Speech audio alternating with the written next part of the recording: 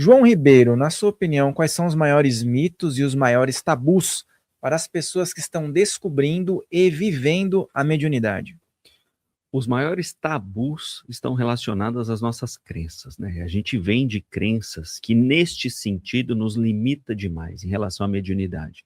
A gente percebe a espiritualidade trabalhando nas igrejas católicas, nas igrejas evangélicas, mas não se pode falar de mediunidade, porque a mediunidade não é de Deus, né? Então isso, para mim, é um grande tabu, porque a gente cresceu, eu venho de uma família católica, eu sei exatamente como é que era.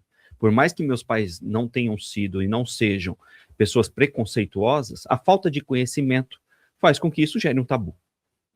Agora, os mitos em relação à mediunidade é aquilo que se cria com as pessoas que não têm conhecimento. Ela sabe que ela é médium, ela carrega uma sensibilidade diferente, ela percebe que ela traz algo que a maioria das pessoas talvez não tenha se desenvolvido quanto ela.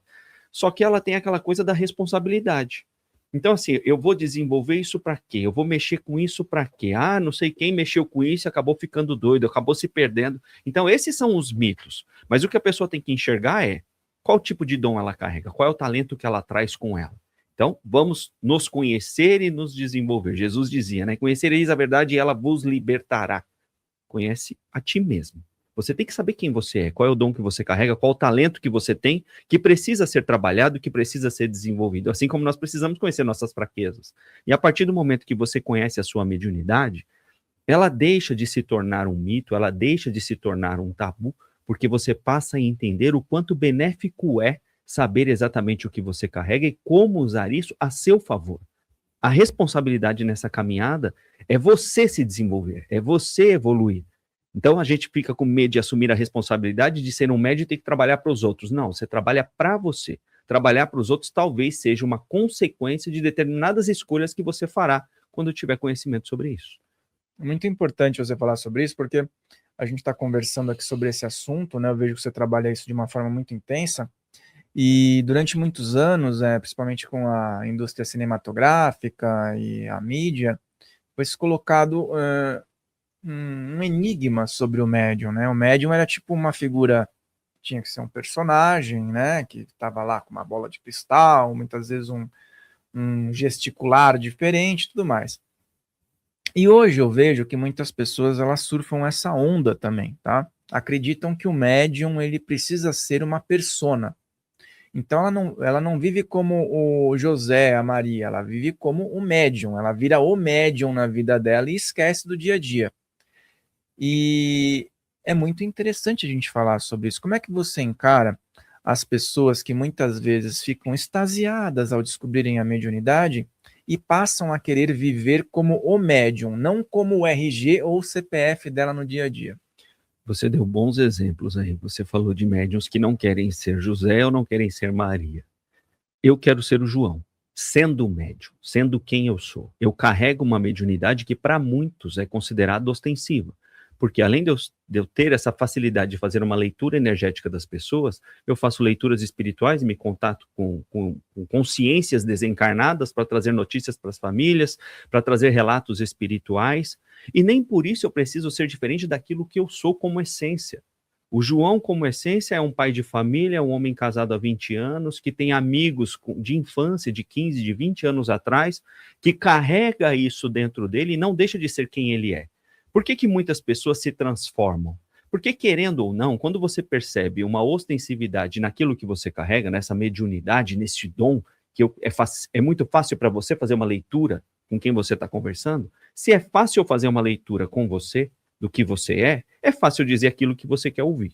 Então, eu tenho um dom, e aí pode ser considerado um poder para muitas pessoas. E como é que você se sente com o poder, vamos dizer assim, não com o talento, não com o dom, não com a mediunidade, mas o poder que você tem nas mãos de poder ser uma pessoa diferente daquilo que você é por conta de algo que você carrega.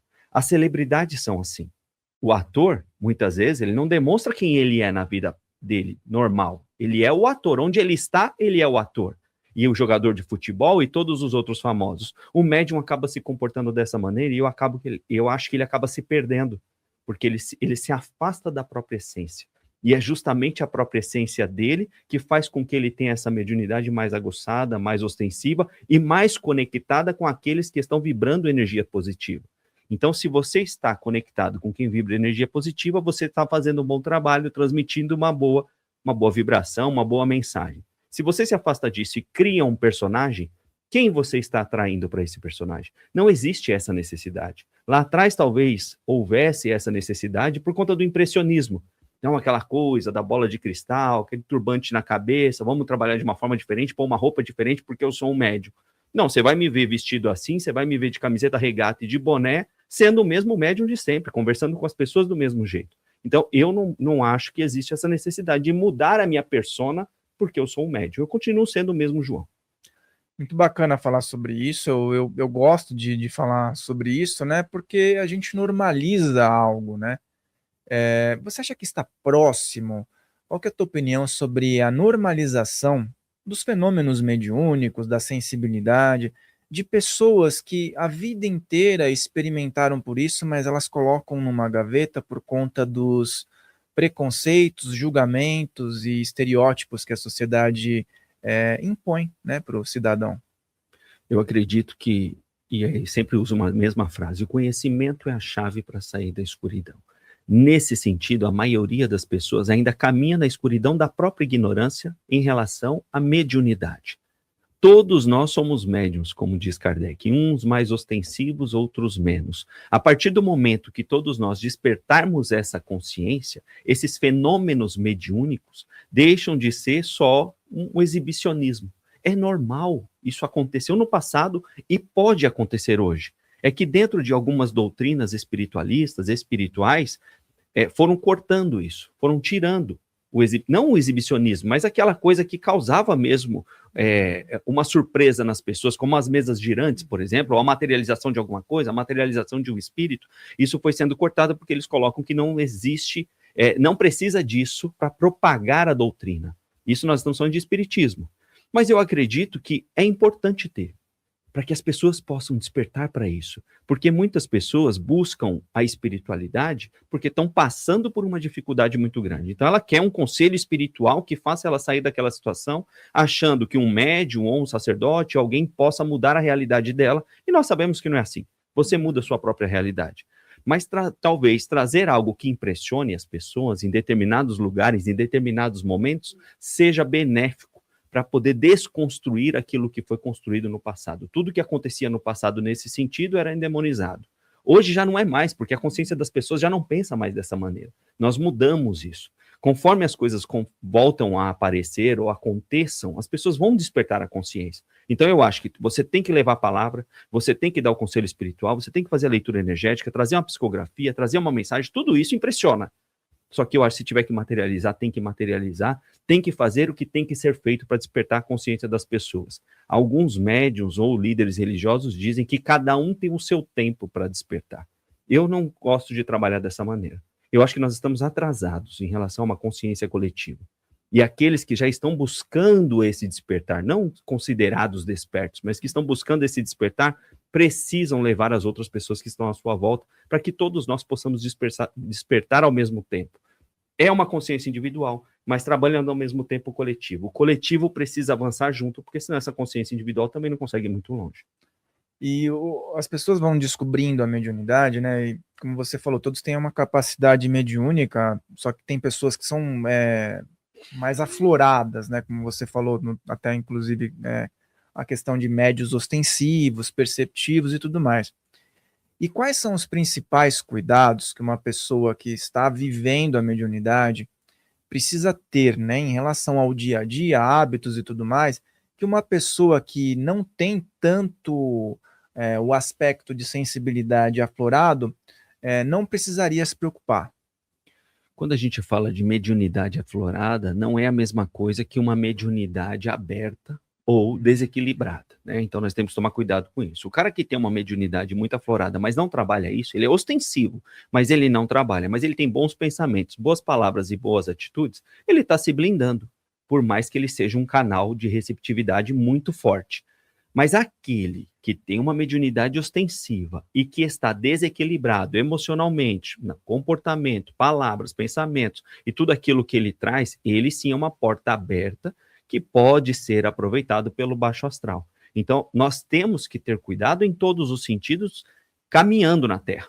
Então, nós temos que buscar caminhar retos, né? Tem ali as distrações, mas nós temos que olhar para frente para nos tornarmos quem viemos para ser, independente de ser médio ostensivo ou não. Mas um médio que tem essa porta muito escancarada e está desequilibrado, ele é uma ferramenta muito fácil de ser usada para quem está no baixo astral ainda. E a questão dos sentimentos que você mencionou, né? Envolve uma gama de possibilidades. Outro dia eu estava conversando, a gente até antes de começar estava brincando com os gatos aqui e tudo mais, né? Com uma pessoa que ela não consegue superar a perda de um animalzinho, né? E aí houve a seguinte questão envolvida ali. Uma outra pessoa falou: você não tem medo de estar prejudicando, né? A evolução do seu bichinho, e uma outra pessoa falou assim: mas isso não acontece com os bichinhos. Se fosse uma pessoa, talvez atrapalharia. Qual seria a diferença de pessoas que estão apegadas a outro ser humano, com sentimentos, ou aquela pessoa que sofre eternamente pela perda de um animal de estimação? Quais são as diferenças energéticas, né? Os prejuízos e o que atrapalha um espírito ou não? Vamos falar primeiro do animal. O que eu entendo em relação a isso? O animal não é como nós, tá? O processo reencarnatório do animal, muitas vezes, é automático. Ele desencarna e reencarna, porque ele está num processo de evolução e aprendizado. Se você está sofrendo porque você perdeu o seu bichinho, essa dor e esse sofrimento não está afetando aquela consciênciazinha, aquele animalzinho, tá? Não é o que eu vejo. Agora vamos falar de pessoas. Quando a pessoa fala assim, olha, para de sofrer porque você está fazendo ele sofrer, você está prendendo ele aqui. São duas coisas distintas. Não é uma regra. Quando você sofre, você está emitindo uma vibração de dor e de sofrimento em direção a quem desencarnou. Mas isso não quer dizer que ele vá ficar preso. Porque eu já peguei casos de fazer leituras espirituais e quando eu vou tentar fazer o contato com essa consciência que desencarnou, ele está blindado. Ele foi fechado em algum lugar, para que as pessoas entendam, materialmente falando, foi fechado num quarto isolado para que essa energia não o afete, porque pode fazer com que ele venha, mas também pode sentir essa energia e não vir por escolha, porque ele tem uma consciência já de que não há necessidade de voltar, por mais que esteja sofrendo. É que determinadas ligações fazem com que a gente, né, pelo amor e pelo apego, queira retornar, e é uma escolha do espírito. Ele está em determinado lugar, ele sentiu a energia do filho que está sofrendo, da esposa ou da mãe que está sofrendo aqui, e ele quer ficar perto. Só que ele acaba mais prejudicando do que ajudando, porque esse espírito que está do lado de lá, para ficar na materialidade, ele vai ter que sugar a energia de quem está aqui. E ele acaba adoecendo o lar, adoecendo as pessoas na intenção de ajudar sem saber que está fazendo isso. Então não existe uma regra, o sofrimento prende o espírito aqui. Não, mas isso realmente pode acontecer. E esse ponto aí de o espírito, né? Um indivíduo como espírito passou para o outro lado. E aí ele tem uma certa proteção, muitas vezes, em relação aos sentimentos de quem está aqui, né? E quando o processo de saudade, vamos dizer assim, ele, dentro da família, ele existe de uma forma positiva, salutar. As energias elas vão chegar até o desencarnado, o espírito, de uma forma, digamos, a contribuir com o caso, porque muitas vezes as pessoas falam assim, não fica falando de quem já desencarnou, porque não é bom para a pessoa. E outras pessoas falam assim, mas se for com saudade, vai bem. Mas como diferenciar, né? Porque às vezes a saudade vem com pesar também, né? Exato. Você tem que fazer esse filtro. O que a gente entende? O livro dos médiuns é um manual de evocação. O que Kardec explica ali? Que para você evocar um espírito, basta chamar. Se alguém bater ali na porta e falar, Rafael, você vai olhar e vai tentar ir lá atender, certo? É a mesma coisa para quem está do outro lado. O seu sentimento carregado de boas energias, de oração e de boa vibração, ele alimenta esse espírito para que ele tenha lucidez, para que ele tenha paz e tranquilidade para seguir o caminho dele, na evolução dele. Se esse sentimento vem carregado de dor, de saudade, de peso, de medo, porque às vezes era um pai de família, desencarnou, a família está aqui desamparada. Ela está com saudade, ela não quer emitir um sentimento de dor para ele, para que ele não se preocupe, mas acaba emitindo, porque é natural, você não consegue fazer esse filtro. E ele vai sentir do outro lado. Ele tem que estar amparado lá por quem antecedeu a partida dele, talvez um familiar ou um mentor espiritual, porque senão o pai de família, ele quer estar perto da família. Então não tem como a gente filtrar isso. Mas dá para você, através das suas orações, conversar com ele diretamente. O que as pessoas mais pedem para mim? Preciso saber notícia de quem desencarnou. Preciso de uma psicografia de quem desencarnou. O contrário é verdadeiro e funciona. Por que você não manda notícias para quem desencarnou?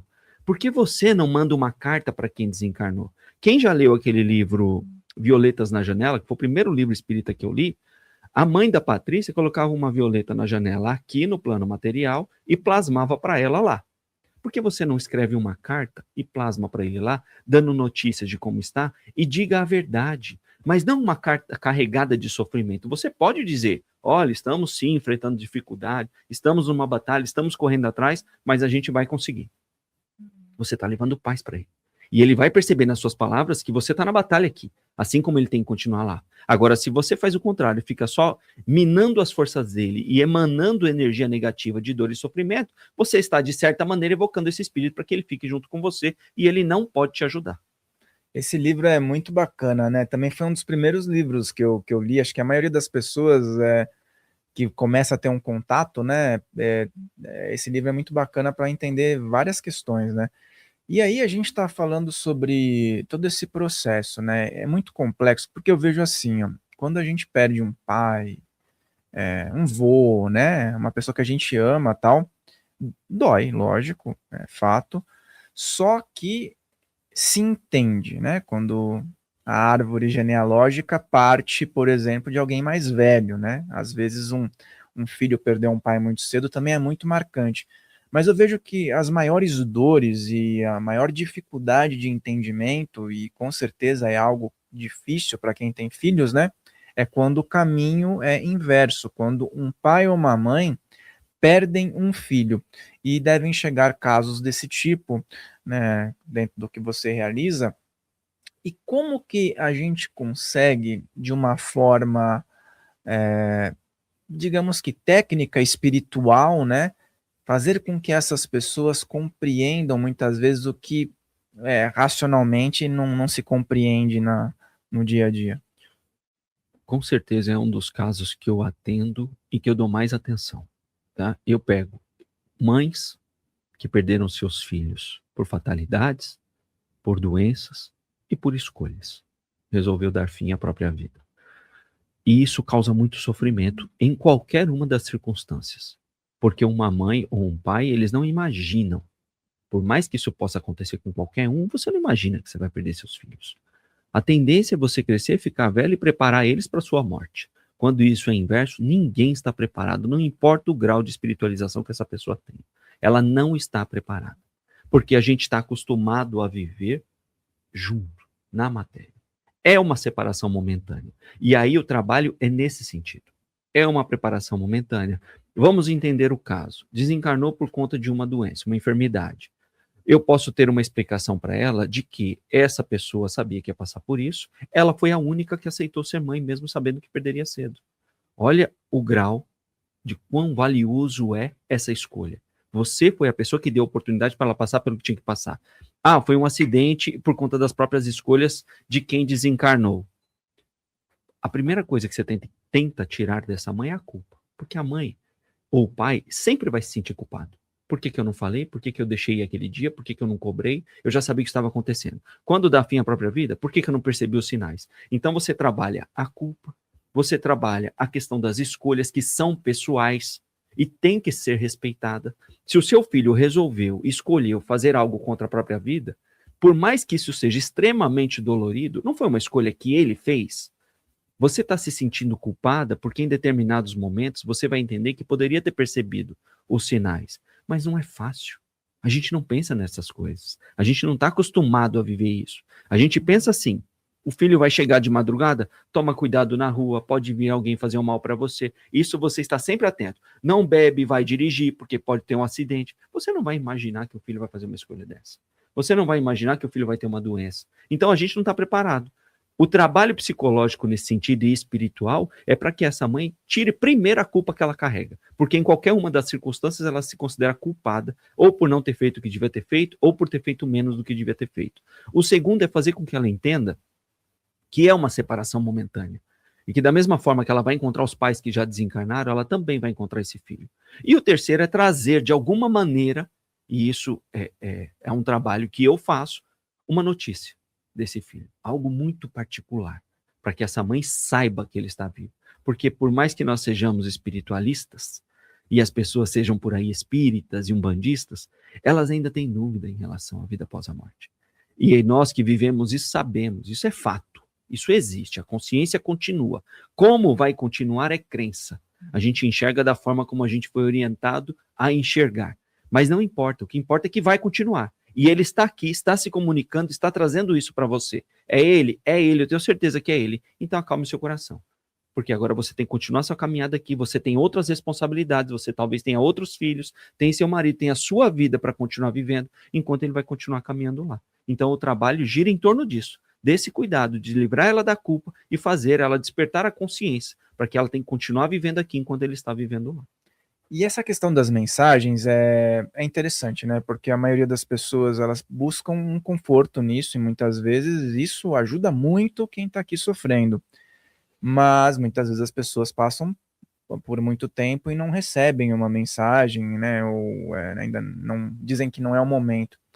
Mas qual seria o momento que um espírito teria uma autorização lá no plano espiritual, ou tem uma compatibilidade, né? O que precisa acontecer, que você está acostumado a trabalhar com essas possibilidades, para que um espírito, independente do tempo que desencarnou, tenha uma autorização ou possa passar uma mensagem através de um médium?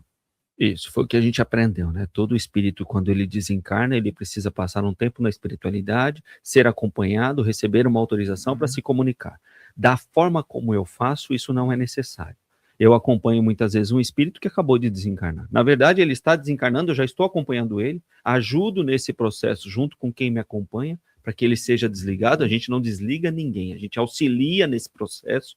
Ele desencarna e às vezes eu já estou vendo ali que veio a avó buscar, que veio a mãe buscar, ele já está sendo levado, ele está em sono profundo, olha, ele acabou de acordar, agora ele está bem, ele está dizendo isso, está pedindo para ter calma. Esse processo eu consigo acompanhar, mas eu não trabalho com a psicografia nesse momento, porque a comunicação precisa de um preparo. O médium, quando ele está aqui, por mais que ele seja um psicógrafo, ele precisa estar preparado para receber uma psicografia. O espírito, quando ele está lá, por mais que ele queira transmitir uma mensagem, ele precisa estar preparado para transmitir a mensagem. Eu não acabei de pedir para as pessoas, mande notícias. Você está preparado para mandar? Porque você vai ter que sentar, você vai ter que escrever uma carta. Como é que trabalha as suas emoções nesse sentido? O espírito está do outro lado, é a mesma coisa. Então, a comunicação talvez precise dessa autorização e desse preparo. A forma como eu faço é em qualquer momento após o desencarne.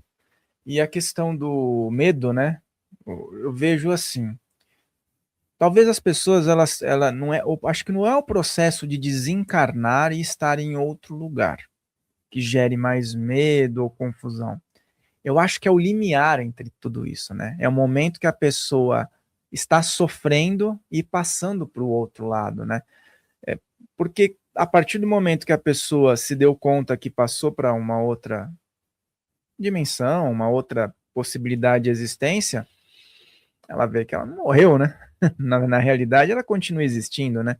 Então, você acredita que o medo de repente, estar dentro de um fim, um término, seja mais o fator que preocupa o indivíduo hoje em dia do que a própria desencarnação, digamos assim? É o medo do desconhecido. Uhum. Eu já encontrei e trabalhei com espíritos que já haviam desencarnado há um tempo e não sabiam. Você cria sua própria realidade. Ele desencarnou e ele continuou convivendo com a família como se fosse uma coisa normal, como se ele estivesse vivo. E naquele momento que a gente entrega ali para ele a notícia, ele não acredita que ele desencarnou. Então pensa num trabalho de uma mente que está endurecida por tudo aquilo que ela aprendeu. O que ele aprendeu? Que quando ele desencarnar, ele vai entrar em sono profundo até o dia do juízo final e Jesus vai acordar ele e vai julgá-lo. É o que muitas pessoas ainda acreditam. Tem muitas religiões que ainda pregam isso com muita veemência. E isso é verdade. E a pessoa aceita como uma verdade. Então, esse espírito, muitas vezes, ele não tem nem consciência que ele desencarnou. Às vezes, ele fica dormindo. E você vai acordar ele acha que ele está em sonho, ele volta a dormir. Porque ele acredita que ele tem que ficar dormindo e quem vai acordar ele é só Jesus. Então, tudo isso é trabalhado na mente das pessoas desde que elas nascem. Como tirar isso de uma hora para outra? Não é porque ele desencarnou que ele tomou consciência total de que agora ele virou espírito e ele vai seguir a vida dele. Não. Eles carregam todos esses traumas, todas essas crenças, todos esses medos, mesmo do outro lado. E é por isso que muitas vezes um espírito como esse, com essa energia ou com esse pensamento, vamos dizer assim, ele acaba sendo escravizado. Porque a gente sabe que o perispírito, ele é moldável. Pelo menos a gente aprendeu dessa maneira, né? A gente plasma a forma que a gente quer do outro lado.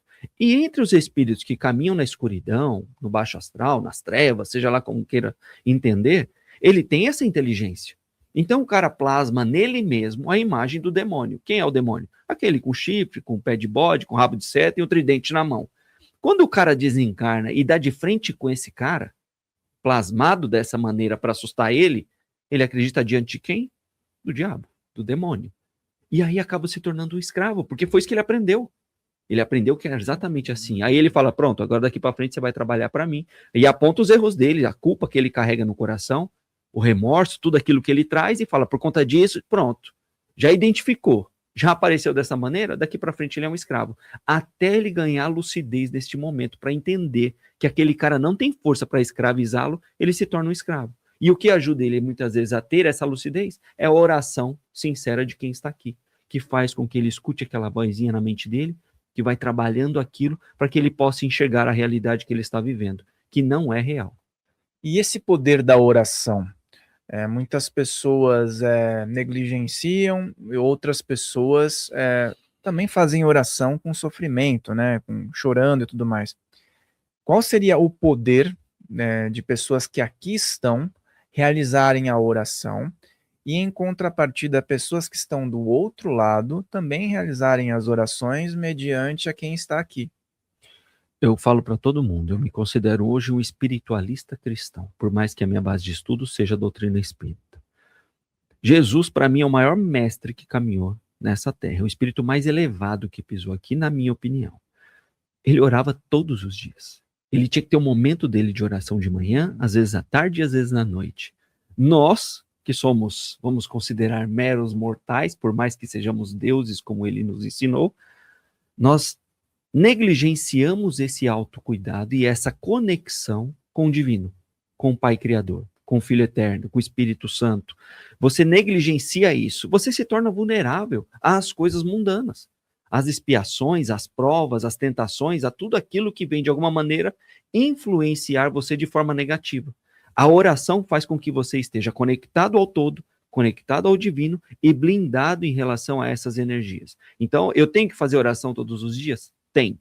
Você tem que ter o seu momento. Ou quando você acorda, ou durante o dia, ou de noite. Não importa o horário e nem a forma, não precisa ser de joelhos. Mas precisa ser uma coisa de verdade, conectada. Um momento seu com Deus. E do outro lado é a mesma coisa. O espírito, quando ele passa para o outro lado, que ele toma consciência de que ele é um espírito, e nós somos seres espirituais vivendo experiências na matéria, quando ele está do outro lado, ele está mais conectado ainda ao todo. E tudo ele sente com muito mais força, intensidade, sensibilidade, porque ele está ali, como espírito, uma matéria mais sutil, sentindo as energias à sua volta e toda a criação de Deus. Então, do outro lado, ele também faz essas conexões e ele ora por quem está aqui, assim como nós oramos por quem está lá. Nesse tempo que eu estou dentro da espiritualidade, né, faz muitos anos, eu já tive diversas experiências em várias vertentes. E uma das vertentes que eu trabalho justamente é com a questão da magia divina, o poder do verbo e tudo mais, e as influências. E realmente, quando se ativa uma oração, principalmente as orações que o pessoal fala, essa oração ela é pré-formatada. Existe um poder gigantesco ali, uma egrégora, algo que vibra e que realmente desbloqueia certas questões. Os clarividentes observam formas geométricas, observam muita coisa acontecendo numa oração. Então, realmente, eu também compacto dessa ideia que existe um poder gigantesco independente da vertente. O cara pode ser hindu e estar recitando um mantra, mas o poder da palavra, né, bem intencionada ali, junto com algo milenar. E também a gente ouve sobre o processo de obsessão, que quando a pessoa está em processo de obsessão espiritual, ela pode fazer o que for e que existem procedimentos específicos e tudo mais.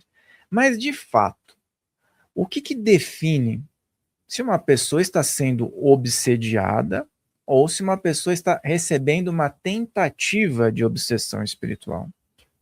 A conexão. Uma pessoa que já está sendo obsidiada, por algum motivo, ela tem uma conexão muito forte com essa outra consciência que está acoplando ali naquele campo vibratório, energético, campo mental dela. Por algum motivo tem essa ligação. Pode ser um inimigo do passado, pode ser um inimigo de hoje, pode ser uma demanda, pode ser várias coisas que as pessoas acreditam. Mas existe ali uma conexão entre aquelas duas consciências. Uma tentativa de obsessão ainda não está conectada. Ele está tentando, também por vários motivos, como eu acabei de dizer. Então, isso diferencia, mas quando ela está realmente obsidiada, ela se transforma. Ela é outra pessoa constantemente, porque aquela conexão se fortaleceu, está conectada ali diretamente àquela consciência e muitas vezes acaba se tornando até uma marionete da outra consciência, dependendo do poder que tem sobre ela. Existem várias maneiras de se proteger, a oração é a principal. Você se fortalece, você muda seu campo, você cria um escudo, uma barreira protetiva para você e para o seu lar. Por isso que eu pratico tanto e falo tanto sobre o Evangelho no Lar, por exemplo. É um trabalho que a gente faz no Instagram há muito tempo, há mais de um ano. A gente tem live toda segunda-feira às 21h30. O Evangelho no Lar é justamente para isso. Ela protege o campo da sua casa e ela protege o seu campo, todo da sua família. Quando vocês se unem em oração, nós estamos criando uma barreira de proteção energética através dessa comunhão com Deus e essa entrega naquele momento para que nos proteja e proteja a nossa casa. Só que tem que ser feito com constância e disciplina. Porque é como se eu criasse a atmosfera e alimentasse ela toda semana. Ah, não, eu parei de alimentar, aquilo vai enfraquecendo e eu me torno vulnerável novamente. E aí eu falo sempre, pensamentos, palavras e atitudes. Escolhas moldam destinos. O que você está fazendo para se proteger de toda essa interferência que a gente sabe que existe? Você pode até não querer acreditar, você pode até falar que não existe nada disso. É uma escolha sua. Só que você tem que tomar cuidado com a sua postura, com os seus pensamentos, porque isso te liga àquilo que você está pensando. As pessoas falam assim, me diga com quem tu andas que eu direi quem tu és. Me diga o que tu pensas que eu te direi com quem tu andas. Porque é o seu pensamento que faz com que você tenha vibrações e emoções que te conecta com o mais alto ou com o mais baixo. A escolha sempre será sua.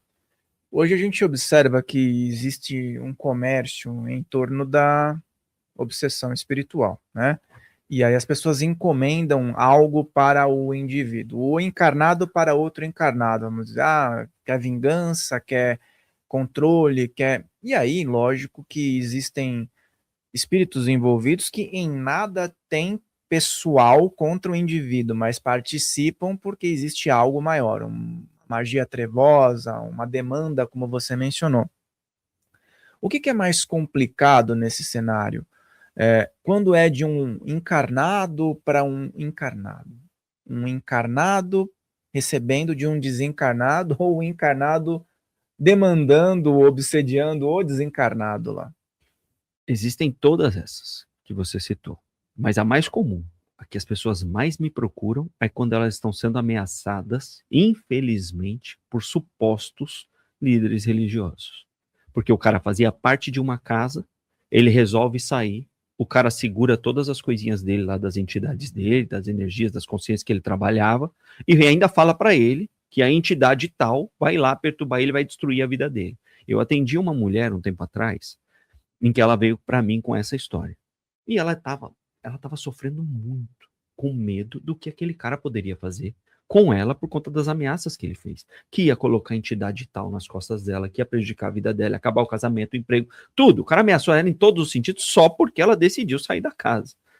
E naquele momento que eu estava com ela, eu falei assim para ela, dei uma orientação, e falei assim, pode mandar mensagem para ele agora e dizer que você quer as suas coisas, que você está indo lá buscar e que tem uma pessoa que está te protegendo.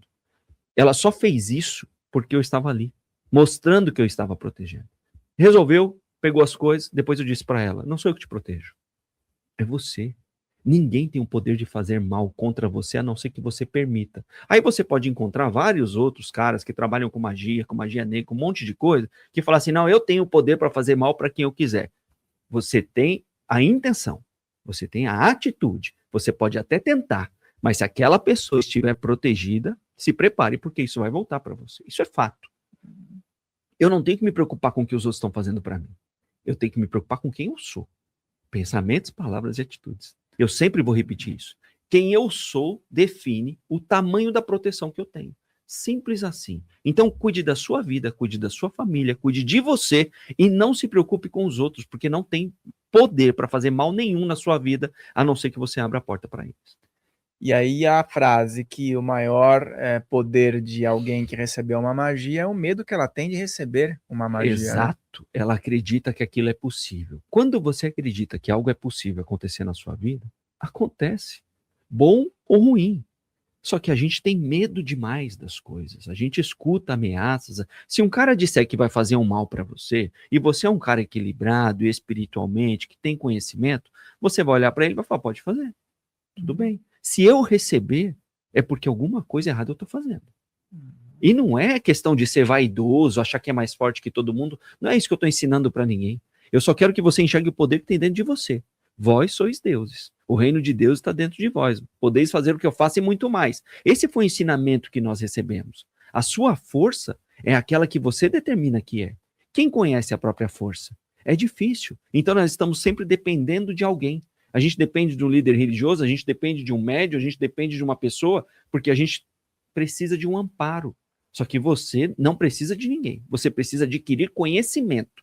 E aquela pessoa que se baseia ou que tem conhecimento de ouvir dizer, ela não tem conhecimento. Ela está alienada. Então, eu, João, começo a falar um monte de coisas aqui. Vou ficar 1h30 falando. Você tem que aceitar, assumir, assimilar, absorver o que faz sentido para você. Não é porque eu estou aqui falando que eu tenho todo o conhecimento do mundo e você tem que acreditar naquilo que eu falo. Fez sentido? Absorve. Não fez sentido? Estuda um pouco. Estuda sobre isso. Vai tentar saber o que o João está falando. Quem mais fala sobre isso? Para que eu possa aceitar isso aqui, talvez como uma verdade. É isso que te fortalece. Esse negócio que você falou das pessoas estarem em uma casa espiritual ou outra, independente da vertente, acontece muito, mas eu conheço muitas pessoas que assim têm lá os objetos consagrados, saiu, leva embora porque pertence àquela pessoa, né? Mas a gente ouve muito falar que existem ameaças do tipo, a entidade que trabalha com você é aqui da casa e você não vai ter mais o amparo dela. Poxa, mas que entidade é essa que fica presa a uma casa e não a um trabalho, né? Que tipo de situação que uma pessoa muitas vezes pode acreditar, porque também está à mercê, ela está frágil, né, sob o controle de um outro indivíduo. Então isso que você falou é super importante. E já que a gente falou sobre casa, qual é o tipo de problema ou solução que se pode ter em um ambiente, da mesma forma como nós estamos falando de obsessão espiritual, qual é a carga que um ambiente, uma casa, por exemplo, que alguém está sentindo algo ruim, pode trazer de consequências para a vida das pessoas? Isso dentro de uma casa religiosa? De uma casa, não, a pessoa alugou uma casa, está tendo problemas na casa, se sentindo mal, né? Exatamente, eu também ajudo nesse sentido. Por quê? Às vezes, as pessoas moram de aluguel, muitas moram de aluguel. E ela aluga uma casa e ela fala, nossa, mas aqui não tá bom, a energia não tá boa, tem alguma coisa pesada. Realmente, deve ter, porque as pessoas que moraram lá faziam o que lá dentro? Pensavam como, agiam como. Então, aquilo fica impregnado naquela atmosfera daquela casa. E fica também impregnado nas paredes, nos móveis, tecido, madeira, tudo absorve energia. O que eu oriento as pessoas? Vamos fazer uma limpeza, porque uma casa doente adoece os moradores. E aí você vai perceber que as plantas ali não vão para frente, você vai perceber que os animais estão ficando doentes com muita facilidade e muitas vezes você está ficando doente, o ambiente não está agradável, não existe harmonia, porque existe algo perturbando. Então assim, você está mudando de casa, isso é até um conselho para quem está fazendo isso hoje. Você está mudando de casa, vai alugar uma casa, ou está comprando uma casa que já morou alguém, a primeira coisa que eu faria, vamos fazer uma limpeza e descarrego nessa casa. E é muito simples. Você deixa a casa limpa, vai do fundo para frente, passando sal grosso em tudo. Água com sal grosso em tudo. Depois você energiza essa casa com... Aí você pode usar uma lavanda, você pode usar uma erva, você pode usar um incenso, oração, mantra, música gospel, o que você gostar. Só que você tira toda aquela carga daquela casa, positiva e negativa, porque o sal grosso vai fazer isso. Você limpa toda aquela casa, depois traz energia positiva para ela. Você vai perceber como o ambiente muda. Depois que fizer tudo isso, vai lá e toma um banho de sal grosso também, porque você acabou mexendo com todas as energias que estavam lá. Mas a casa doente adoece os moradores. Aí você fala num nível de limpar os miasmas, formas, pensamentos e tudo mais. Larvas astrais e tudo que a gente pode encontrar lá. Aí é um ponto que às vezes não independe de ter um ser lá que acha que é o dono da casa. É tipo o que estão fazendo ali. Às vezes o cara saiu, o obsessor foi com o antigo morador para outro lugar porque tá obsediando o cara, mas ficou Exato. ali, né? E aí a gente entra num ponto muito importante. A gente precisa saber ter esse discernimento, energia e obsessor. Por quê? A maioria das pessoas, ela acha que tem alguém fazendo mal para a vida dela. Ela vai no centro espírita, ou num centro de umbanda, num centro espiritualista, o médium que está fazendo ali a entrevista, recepcionando ela, percebe uma energia ruim nela. O que ele pensa? Tem um obsessor. Tem um obsessor aqui que está acabando com a vida dela. Muitas vezes não é obsessor. É uma energia que aquela própria pessoa criou, com os medos dela, com tudo que ela carrega. Ela carregou uma energia que está sugando ela, porque aquilo para continuar vivo precisa sugar alguma coisa. Então ali não é um processo de desobsessão. Muitas vezes um banho vai resolver. Ah, mas a casa espírita não vai orientar a tomar um banho de erva, um banho de sal grosso. Não vai por conta da doutrina. Então faz o trabalho de desobsessão, porque vai fazer essa limpeza. Mas a gente pode trabalhar simplesmente com um banho de sal grosso. Ah, eu falo para as pessoas, tomam aí 4 semanas seguidas, um tratamento mínimo, vai tirar toda essa energia. Não tem ninguém atrapalhando sua vida, não tem obsessor, você não tem inimigo do outro lado, fica tranquila. A sua vida tá boa, você só precisa cuidar daquilo que você está construindo para você, com as coisas que você anda fazendo. E aí a pessoa foi para uma casa nova, vamos dizer assim, tá pintada tal, mas às vezes só o pintar não vai, né, mudar o fator energético.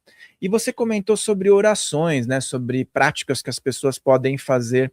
E existem orações específicas que você normalmente recomenda mais, que as pessoas tenham uma dinâmica sempre realizando para manter ali uma energia de uma casa? A maioria das pessoas são cristãs. Então elas fazem um Pai Nosso. Ou alguns, os católicos, fazem também uma Ave Maria. Isso pode ser considerado uma oração, mas você percebe que muitas vezes nós fazemos isso somente no automático? A oração tem que partir de dentro. Você pode rezar um Pai Nosso, uma Ave Maria, quantas vezes você quiser para ter o seu momento de conexão. Ativei a conexão com Deus através da oração. Excelente. Agora eu converso com Deus. Porque é o que está saindo daqui que vai fazer com que ele te escute. E ele que eu falo, as pessoas imaginam assim, ele está falando de Deus, é aquele Deus lá no céu, distante, que eu preciso chegar lá com a minha oração e que se não for forte não passa nem do teto. Não, é o Deus que habita aqui dentro. Você precisa olhar para dentro, conversar com o próprio Deus, com essa energia divina que você carrega, para que você possa tirar da sua vida tudo aquilo que está atrapalhando. Os seus problemas muitas vezes têm soluções que estão aqui, só que você não para olhar para dentro. Você está sempre buscando fora. E talvez fora não tenha ninguém para te ajudar. Então é o seu momento de oração, seu momento de concentração. Você pode rezar o Pai Nosso, Ave Maria, o Quero, Salve Rainha, o que você quiser. Desde que depois que você tiver essa conexão, se concentrou, sentiu, faça a sua oração e coloque para fora aquilo que você está sentindo. Isso para mim é oração. Eu gosto disso, eu acho bacana esse sentimento, né, essa vibração. Você tem uma ritualística sua ali, né? Eu acho que é muito importante a pessoa se fazer do jeito que ela se sente bem, né? Eu vou entrar num tema que eu acho que é super importante, que eu vejo que a internet, de um lado, ajudou e de outro lado também abriu portas para o terrível, vamos dizer assim, né? Hoje nós vemos que a espiritualidade, principalmente a mediunidade, ela enfrenta uma faca de dois gumes. De um lado, canais aqui conseguem entrevistar pessoas que fazem trabalhos sérios, mas ao mesmo tempo nós observamos pessoas realizando um circo e em nome da espiritualidade, entre aspas, e colocando coisas absurdas que a maioria dos especialistas falam que é viagem na maionese, né? E aí colocam isso muitas vezes na âncora, isso é mediunidade, é meu mentor que está falando. Como uma pessoa que está confusa, está começando a receber sinais de mediunidade, ela consegue ter esse discernimento que às vezes não é mediunidade, é a imaginação dela, é o ego, é a fantasia que ela acredita que seria legal ela colocar como uma manifestação. Mediunidade e espiritualidade envolve entrega. Ou você se entrega para aquele momento e se conecta com seu mentor, seu guardião, seu guia, ou você está refém de um zombeteiro, por exemplo. E o zombeteiro pode fazer com que você alimente o seu ego.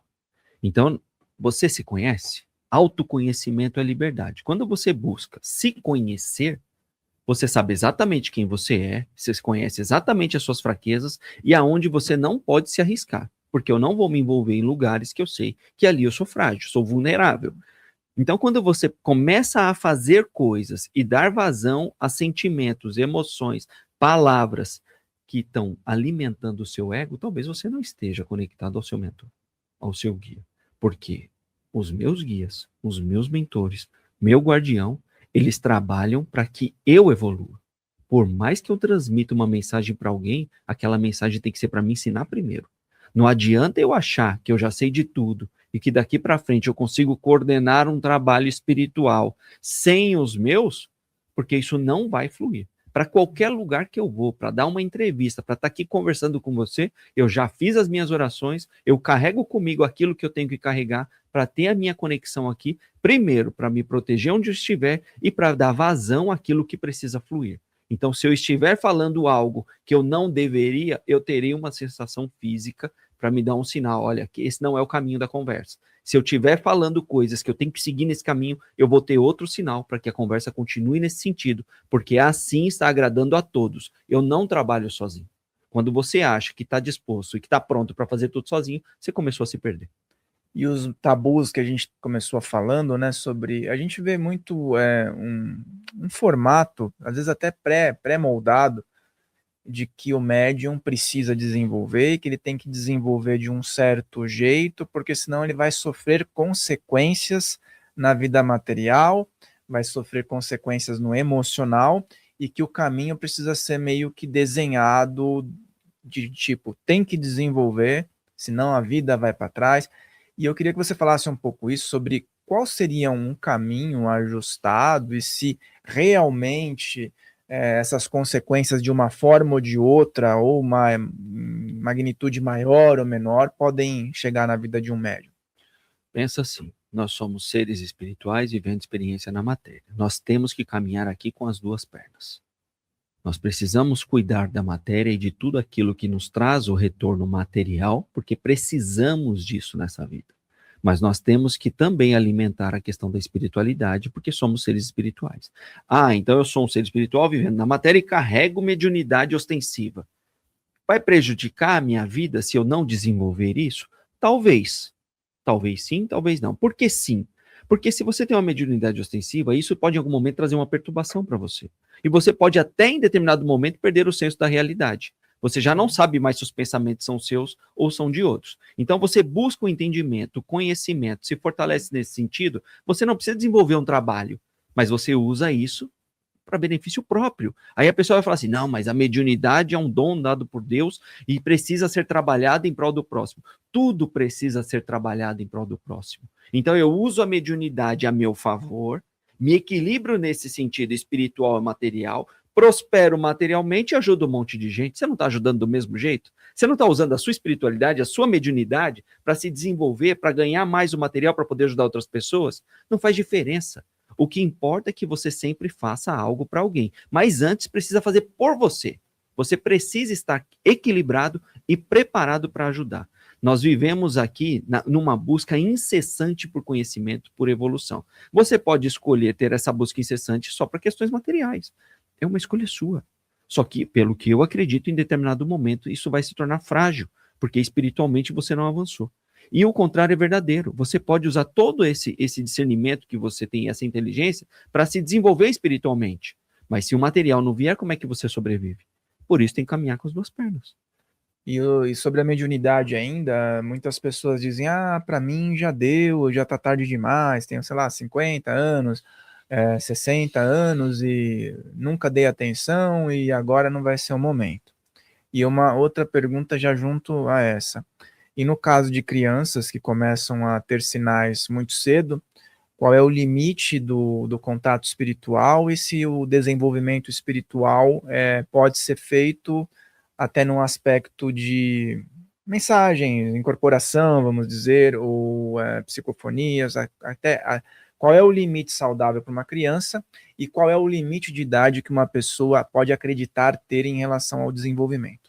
Vamos pensar primeiro nos mais velhos. Quando eu comecei o trabalho mediúnico, a espiritualidade sempre me cobrou uma coisa. A gente sempre quer avançar, né? E eles falam para mim que eu quero ser muito rápido. O senhor está correndo, o senhor não está andando. É assim que eles falam comigo. Por quê? Você quer atender cada vez mais pessoas, você quer fazer cada vez mais. ele fala assim, se você cuidar de uma pessoa e fizer a diferença na vida dessa uma, você já cumpriu sua missão. Todo o restante, você continua fazendo conforme você vai trabalhando. Então, a pessoa mais velha que pensa assim, ela está enganada. Porque ela pode ter 50, 60, 70, 80 anos. Se ela se desenvolve ali mediunicamente e passa a ajudar uma pessoa e transforma a vida daquela única pessoa, quantas vidas ela está transformando depois por conta de uma semente que ela plantou? Então, ela nunca pode pensar que é tarde, porque nunca é tarde. Às vezes, a última conversa que você vai ter na sua vida, no último dia, pode salvar a vida de alguém que vai salvar a vida de vários que virão depois. Então, não é tarde. Em relação às crianças, a gente conhece doutrinas religiosas, o candomblé, por exemplo, que desenvolve criança que já ali irradia o orixá com 7 anos de idade. Então, assim, não tem como a gente dizer qual é o tempo certo. O tempo certo é o que aquele espírito traz. O Buda, muitas vezes, nasce sabendo que é Buda. E ele já é tratado como Buda desde que ele nasce. Ah, mas ele não está fazendo um trabalho espiritual naquele momento. Mas já colocaram toda aquela carga em cima dele de que ele é. Então, assim, você vê uma criança, mas você tem que saber que é um espírito velho no corpo de uma criança, por enquanto, está passando por uma transição. Ele vai chegar à adolescência e vai à fase adulta. Então, já está sendo trabalhado ali. Em outros casos, vamos trabalhar na adolescência, como no espiritismo, por exemplo. Ah, vamos trabalhar na fase adulta. Eu acredito que não tem tempo. É o preparo de cada espírito. O que você traz dentro de você para que você possa trabalhar desde agora, desde os 5 anos, por exemplo. Eu vejo assim, até falo em meu exemplo aí, né? Se eu tivesse desde criança ido para um desenvolvimento e de repente um acompanhamento, quando chegou na adolescência, que eu acredito que a maioria das pessoas tem um estopim, né? Seria um pouco menos árduo, vamos dizer assim, as manifestações. Então, assim, lógico, né? Isso é de família para família. Às vezes a família já está levando a criança para lugares legais ali, que elas possam ter um acompanhamento e tudo mais, e lógico, né? Eu vejo assim, né? Colocar a criança para trabalhar também, desgastar a criança, mas lógico, dar orientação, deixar ela experimentar a espiritualidade, acho que é importante, né? Exato. Ela ter às vezes, aptidões e tudo mais, e ser bem direcionada. Aí a gente está falando sobre tudo isso, e existe a questão que é muito colocada, destino, né? Muitas pessoas dizem que existe um destino, e que, por exemplo, o João, eu, a Gabi, chegamos aqui, tem um caminho traçado que nós, de uma forma ou de outra, vamos ter que traçar. Como é que você enxerga isso, né? Dentro de tantas experiências, daqui a pouco, inclusive, nós vamos falar sobre vários relatos aí, e a questão do livre-arbítrio. A minha frase que eu sempre repito é: escolhas moldam destinos. Você pode até ter tido um planejamento reencarnatório para que você pudesse ter um direcionamento nesta vida, mas as escolhas diárias que você faz determinam o seu destino. Hoje eu determinei que eu vou caminhar dentro do espiritismo. Então, essa trajetória me leva a ser um dirigente espiritual com uma casa de espírita aberta. Pronto. Terminei tudo aqui. Ah, eu quero conhecer um pouco da Umbanda. Já mudei meu destino. Agora eu posso ter uma casa com a doutrina espírita, uma casa com a doutrina umbandista trabalhando junto. Terminei a Umbanda e vou procurar o xamanismo. Eu estou mudando o meu destino conforme eu vou caminhando. Ah, mas o seu destino era ser espiritualista. Talvez fosse espiritualista. Mas em que momento eu determino que eu não quero ser mais nada? Eu mudei novamente o meu destino. Ah, você vai ser cobrado por isso. Talvez seja, talvez não. Tudo depende da sua caminhada. As pessoas, elas caminham muito de forma engessada. E eu não acredito nesse gesso que nos coloca um cabresto aqui que eu não posso viver mais nada. Eu posso viver tudo que eu quiser nessa experiência humana. É claro que todas as minhas escolhas geram responsabilidades, desdobramentos, mas podem gerar desdobramentos positivos em uma outra caminhada. Eu vim para ser espiritualista, mas decidi ser católico e vou ser padre. Eu vou trabalhar a espiritualidade do mesmo jeito. É isso que as pessoas não entendem. Então você traça um caminho antes de vir, porque você faz um planejamento. Fala, olha, quando eu nascer, eu vou ser tal coisa, eu vou ter tal família, eu vou ter tantos filhos. Aí eu chego nessa caminhada, conheci minha esposa, tive um filho, não vou ter outro. Eu me prejudiquei? Não. São escolhas. Então, meu destino acabou de ser mudado. Então, eu acredito que a gente pode mudar o destino constantemente. E eu acredito ainda que existem várias possibilidades o tempo todo. Então, você quer escolher isso hoje, amanhã eu quero escolher aquilo, e você não pode se permitir ficar engessado ou que o meio determine quem você é. Você tem que determinar quem você é e seguir o seu caminho, fazendo as suas escolhas conforme você vai expandindo sua consciência. Até porque, se a gente for pensar, quando eu resolvi encarnar, eu tinha uma consciência. Vivendo a minha experiência terrena, eu não desenvolvi minha consciência de uma forma diferente pelas escolhas que eu fiz? E talvez agora, com uma expansão maior de consciência, eu possa fazer novas escolhas que ainda não tinha pensado. Eu penso similar, eu vejo assim, pode ser que haja uma predisposição para que você esteja envolvido em certas energias, em certos caminhos, mas não teria sentido estar tudo muito escrito, muito pré-roteirizado, vamos dizer assim, né? Tem uma predisposição você passar por certas situações, aí chega que de repente você foi por um outro caminho, mas reaveu uma questão energética de uma outra forma. Eu também penso assim, e acho que, por exemplo, nós temos aí nas diversas religiões espíritos bacanas que vieram, né? Tipo, São Francisco de Assis.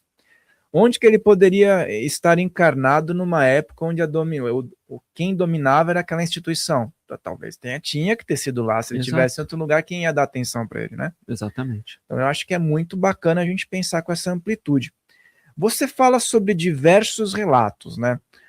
Tem algum relato muito marcante que você tenha passado e que, dentro de todos esses anos, tenha marcado muito, que possa também servir de exemplo para algumas pessoas que estão assistindo? Tem um relato dentro desse livro, se eu não me engano, o nome dele é Medo de Viver. Uma mulher me conta a história dela e ela ainda está numa zona de sofrimento. Por mais que ela já tenha uma consciência daquilo que ela viveu, das escolhas que ela fez e o resultado disso, ela não quer sair de lá, porque ela se coloca lá para poder auxiliar aqueles que chegam na mesma condição que ela.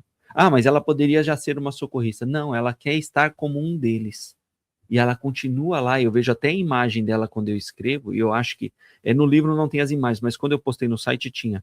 Ela estava sentada num banco, como se ela ficasse ali recepcionando quem chega com a mesma história. Ela caminhou na Terra, fez as escolhas dela, estava muito ligada ao vício, desencarnou. Quando ela desencarna, ela descobre que nas 3 existências anteriores, ela fez as mesmas escolhas que levou ela para o mesmo lugar. E ela não se sente pronta para sair de lá, viver uma nova vida e ter uma nova oportunidade na Terra. Então ela continua trabalhando lá. Mas ela poderia, João, ter saído do umbral. Poderia. Umbral porque é o que a gente conhece, né? Uma zona umbralina. Poderia, mas por escolha ela não quer. E é isso que eu estou falando. Escolhas. Já não estaria determinado, através do arrependimento dela, que ela tivesse uma condição de sair? Teria, mas ela não quer. A escolha determina onde ela está hoje. E é esse livro aqui que a gente está falando, tá, pessoal? Jornada Eterna, Experiências de Vida Após a Morte. Esse livro tem diversos relatos, né? Inclusive eu elogiei aqui, que a capa é muito bem feita, tem um significado muito simbólico, né? Muito iniciático, bem legal, muito bem pensado, né? E aqui existem somente relatos de espíritos, é isso? De pessoas que tiveram 35 experiência. relatos. 35 relatos, como se fosse uma história completa de uma certa situação que ocorreu. Isso, da vida deles. A forma como nasceram, onde nasceram, como viveram, as escolhas que fizeram e o resultado delas, após o desencarne. Esse livro aqui, ele é encontrado Na Amazon. Na Amazon, ele está Amazon. à disposição. Isso. E você também tem site? Tem um site que tem aí também, então o site é o navegandonaespiritualidade.com.br, onde eu coloco vários outros relatos e histórias que eu recebo, mensagens que eu recebo da espiritualidade. Então, quase toda semana tem uma história nova ou uma mensagem da espiritualidade lá. Bom, esse aqui é meu, ele trouxe 2 aqui, um vai para a Gabi, que está aqui trabalhando com a gente, nossa responsável técnica aqui, que sempre ganha uns livros também, né? E agora que a gente falou do livro, né? Daqui a pouco a gente vai falar sobre os outros trabalhos que você realiza, outras modalidades. Até que ponto um espírito desencarnado consegue captar os pensamentos do encarnado? Tudo depende da conexão, mas se a conexão for forte, todos. Mas tem espíritos do outro lado que não conseguem captar nenhum. Então, não é uma regra. Ele desencarnou, agora ele consegue ler meus pensamentos, então assim, eu tô ferrada, né? Tá sabendo de tudo. Não é assim que funciona. As pessoas não precisam ter medo disso. Eu acho que foi se criado um terrorismo muito grande em relação à espiritualidade. O espírito que está te acompanhando o tempo todo, tem vários espíritos na sua casa, tem obsessor, tem demônio, tem isso, tem... Não, calma, gente, não é assim que funciona. As pessoas se prenderam a isso, aceita como verdade e qualquer perturbação é isso. Não. O espírito pode sim chegar perto de você, ele pode ter uma percepção em relação àquilo que você está vivendo, ele pode ler os seus pensamentos, mas isso depende da conexão que vocês têm, depende do grau de adiantamento dele, depende do grau de inteligência dele. É igual a gente. Existem médios ostensivos, certo? Existem médios que são mais tranquilos. Então, você não consegue ter todas as percepções que um ostensivo tem. A mesma coisa uma entidade. Vamos falar um pouco de Umbanda. Você vai numa casa de Umbanda, tem lá o Herê, o Preto Velho, o Caboclo, o Marinheiro, o Exu, a Pombagira. O Exu, ele vai falar com você em relação de abrir caminhos, materiais e proteção. O Preto Velho vai falar em relação à cura. O Marinheiro vai falar em relação à emoção, sentimento. Eles trabalham de forma diferente, em linha diferente, e têm percepções diferentes de você. O espírito está do outro lado, é a mesma coisa. E você falou, né, dessas linhas espirituais e tudo mais, né? Muitas vezes as pessoas elas estão muito alinhadas com os arquétipos, com as formas e tudo mais. Mas existe um ponto de muitos seres humanos que hoje se classificam como ateu, né? Uhum. Tem algum relato, talvez nesse livro, ou então na sua experiência pessoal, de como um ateu recebe a notícia que existe algo, que não está acabado, que ele não vai ter um vazio completo, né? Aqui no livro não tem, mas eu tenho um relato de um ateu. Ele desencarna e ele era extremamente materialista, culto, inteligente. Quando ele desencarna, ele fala que ele vê um clarão. Olha a passagem dele, ele conta como foi a passagem. Ele não sabia ainda que tinha desencarnado. Ele acha que ele está encarnado e está vendo um clarão. E naquele momento ele fala que ele sente uma sensação, uma leveza muito grande de estar sendo encaminhado para aquele clarão. Ele não está caminhando. E ele vai sendo levado e vai sendo sugado. Só que ele se entrega, porque a sensação de paz, tranquilidade é muito grande. E ele fala que quando ele chega do outro lado, ele é recepcionado por familiares e pessoas que ele não conhece. E naquele momento ele pergunta: eu morri? E as pessoas brincando com ele diz: mais ou menos isso. E acabam ali aceitando ele, tranquilizando, acalmando, acolhendo. E naquele momento ele enxerga uma verdade que ele não enxergava. Essa consciência, ela acaba entrando em uma confusão mental em determinados momentos, porque a sua mente entra em conflito. Não, nada disso existe, como é que eu posso estar vivendo isso? É um sonho.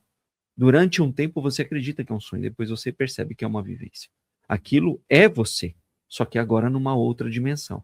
E eu já vi relatos também de pessoas que são muito apegadas a determinadas religiões e ela não consegue enxergar aquilo como uma verdade, porque o que ela acreditava era diferente. Ela é aprisionada a um conceito dogmático que ela recebeu lá atrás, ela enxerga tudo aquilo como uma mentira, como uma ilusão, como uma perturbação.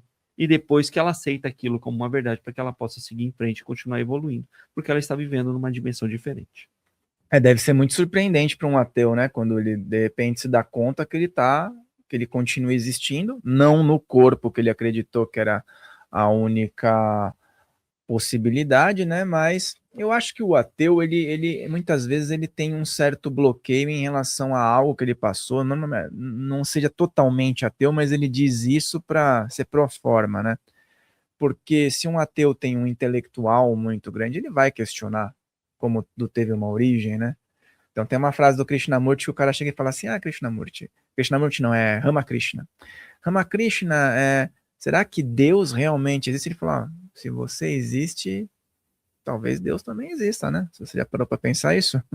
Mas se você for ver, tem uma lógica nisso. O cara que é muito inteligente, muito racional, ele fala que ele é ateu, ou que ele não enxerga a existência de Deus, não aceita isso, por conta do Deus que foi apresentado para eles. Esse Deus talvez não exista mesmo. Muitas vezes foi apresentado para eles um Deus punitivo, um Deus distante, um Deus que julga seus filhos, colocando um no inferno e outro do lado dele no céu. Nada disso existe. Então, realmente, para esse Deus, eu não acredito, sou ateu.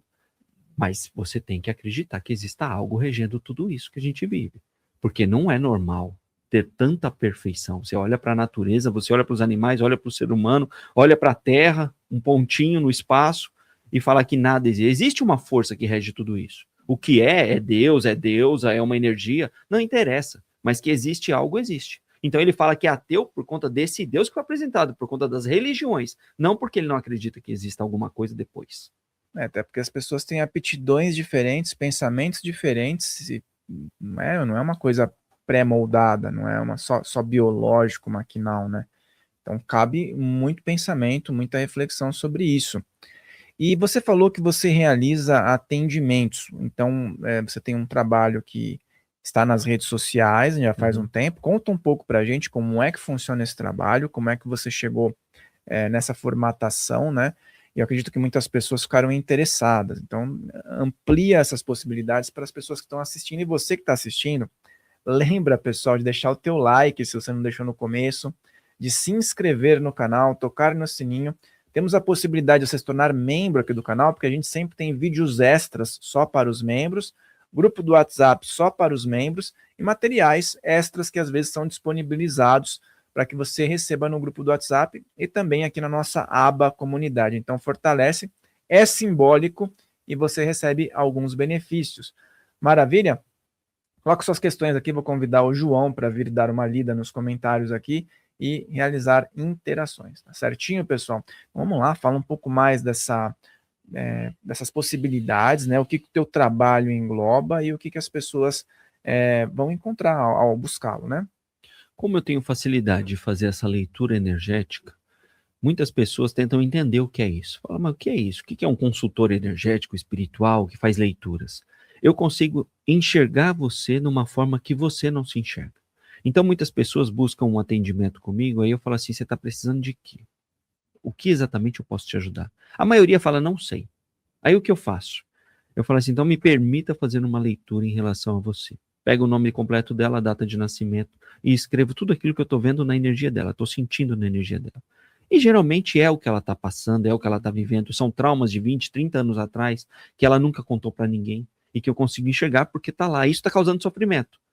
O sofrimento causa medo, causa bloqueio, causa sensação de decepção, de fracasso. E tudo isso acorrenta ela ao passado. Você acorrentado ao passado não consegue viver o presente e não planta nada para o seu futuro. Então, muitas vezes, a sua vida está travada por coisas que aconteceram há muitos anos atrás. Só que você não tratou, não cuidou, você tem vergonha de falar das escolhas que você fez. E eu não estou aqui para julgar, eu estou aqui para eliminar isso de você. Ah, mas não é possível eliminar uma culpa. Então eu vou te fortalecer ao ponto de você não se sentir mais travada por conta da culpa que você carrega. Então eu faço essa leitura energética, aí eu faço um tratamento terapêutico, acompanho ela semana após semana, para que ela possa ir se livrando daquilo que está prendendo ela no relacionamento, muitas vezes está aprisionando ela a uma situação de escassez, e é energia, é bloqueio energético. A gente vai tratar isso com banho, com uma orientação, com exercício. Então, é esse tipo de trabalho que eu faço. Fazer com que você possa caminhar mais livremente, independente de onde você quer caminhar. A escolha sempre será sua, mas eu faço com que você possa enxergar aquilo que ainda está te prendendo ou pesando na sua caminhada.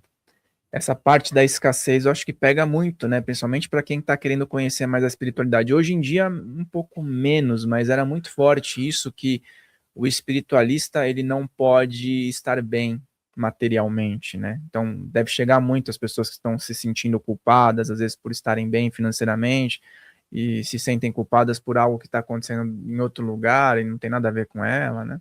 Eu acompanho pessoas que são terapeutas, acompanho pessoas que já são donos de casa, têm casa aberta, porque muitos carregam culpas similares. Eu, por muito tempo, carreguei também, porque eu vinha com aquela crença de que determinados trabalhos não podem ser cobrados, que eu não posso fazer determinadas coisas, porque isso é errado, porque isso é um pecado, porque isso prejudica a minha mediunidade, eu estou usando um dom de Deus para vender as...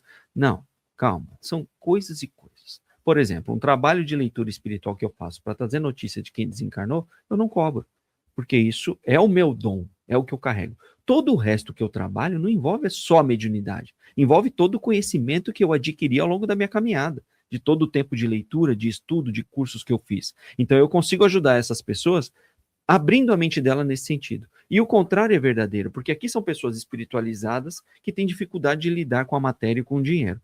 Eu lido com empresários, por exemplo, que têm muito dinheiro, mas estão buscando agora um sentido espiritual na vida. E muitas vezes é isso que está faltando para que ele prospere ainda mais. Chegou num ponto em que ele travou, é como se você estivesse na academia. Não sei se as pessoas entendem disso, mas é um assunto que eu gosto.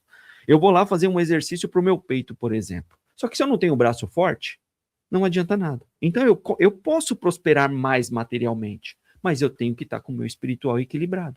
Eu posso prosperar mais espiritualmente, mas eu preciso estar com o meu material equilibrado. E até porque a gente está com um livro bacana aqui, por exemplo, ele não conseguiu fazer esse livro se materializar aqui sem colocar dinheiro, né? Sem colocar tempo, não é verdade? Exatamente. Imagina, uma edição dessa aqui custa caríssimo para você colocar em qualquer outro trabalho. Então, assim, o espiritualista, a gente tem diversos livros aqui, tem que ser comprado, você adquire o conhecimento. Então, tem certas coisas que as pessoas têm que colocar em prateleiras diferentes, isso é fato. E fala então como as pessoas podem acessar o seu trabalho, agendar e as redes sociais proporcionais para que as pessoas também o acompanhem e façam parte das tuas iniciativas. Na minha bio do meu Instagram, @oficial.joaoribeiro, tem um link lá escrito Universo João Ribeiro. E dentro desse universo você vai acompanhar todo o meu trabalho, inclusive o link dos livros. Link para terapia, link para o tarô, por exemplo, que é uma coisa que eu gosto também. Tem a terapia, tem o tarô, tem os livros, tem todo o trabalho, tem o Evangelho no Lar, tem a comunidade do Evangelho no Lar do nosso WhatsApp. Então ali a pessoa encontra tudo que ela quiser sobre mim. E é importante também que ela acompanhe todo o trabalho, porque é no trabalho ali do dia a dia que ela vai acabar me conhecendo. Né? Os podcasts, os lugares que eu já estive, ela me conhecendo, ela vai saber exatamente o tipo de trabalho que eu faço. Eu não brinco com espiritualidade, eu não brinco com mediunidade, eu tento levar o máximo de informação possível de uma forma mais clara possível para que as pessoas entendam. Eu conheço muitas pessoas que falam de espiritualidade, e eu aprendo muito com eles. Só que tem pessoas que não conseguem aprender com aquele cara, não conseguem aprender com aquela mulher, porque tem essa dificuldade. Eu tento levar a espiritualidade no cotidiano. Foi o que a gente falou no começo, eu continuo sendo João, continuo sendo pai, continuo sendo amigo, continuo sendo esposo, e eu vou trabalhando a espiritualidade dessa maneira, a mediunidade dessa maneira, e eu quero que você faça o mesmo, no seu dia a dia, porque eu sei o quanto isso fortalece uma pessoa. É bem universalista o teu trabalho, né? Tem uma amplitude legal, embora você falou que tem uma base bem espírita, mas há a possibilidade da pessoa ter um leque de opções interessantes ali, né? Sim, tem pessoas que eu atendo que muitas vezes ela nem percebeu ainda que tem uma entidade caminhando com ela há bastante tempo para auxiliar, para trabalhar com ela. Um ancestral dela que está ali. E quando eu estou conversando com ela, eu já estou sentindo a energia, eu já estou vendo. E aí, às vezes, eu toco num ponto e falo assim, por exemplo, você já sentiu ou já percebeu que tem. Alguém já disse que tem uma cigana que caminha com você? E ela fala, não. Eu falo, você gosta de tarô? Você gosta de baralho? Nossa, eu brincava muito. Eu lia baralho quando era criança.